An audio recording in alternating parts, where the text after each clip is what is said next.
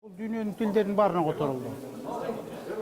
Анан bunun пайдасы жанагы жетекчилердин тартибине байланыштуу болуп атат. Жетекчилердин жүрүш турушуна байланыштуу болуп атат. Жетекчи кол башчы деп койсок болот, ажо деп койсок, президент деп койсок болот. Ошолордун эмесине байланыштуу болуп атат да, ошол бул кишинин учурунда жасалган ыкмалар, жаңы ыкмалар, ошо кол башчы катары, аскер башчы катары, анан мамлекетти түптөгөн адам катары ошол үлгү болуп атат да, өчпөйт, үлгү болот. Себеби анын эң негизги касиеттери, сапаттары өзгөрбөйт да.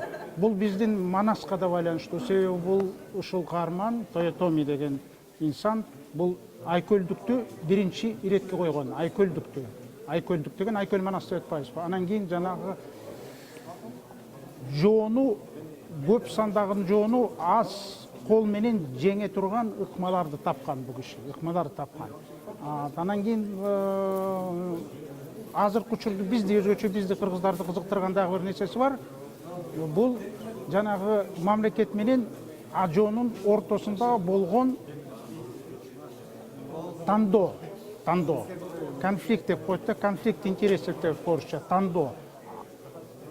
Өлкө менен үй бүлөнүн ортосунда болгон тандоону ошол ажо тандайт биринчи иретте. Президент, өлкө башчысы тандайт. Ошондо эмнени тандаса, жол ошондой болот. Өлкөнү тандаса, бир коомдун астында, тарактын астында таза инсан катары, таза жетекчи катары калат. Үй бүлөсүн тандаса, анда жанагынтип өлкөдөн куулуп чыгат. Өлкөдөн жанагындай терс таасир этип, өлкө тарыхка терс таасир каарман катары кирет. Мына ушул маселени бул чечкен.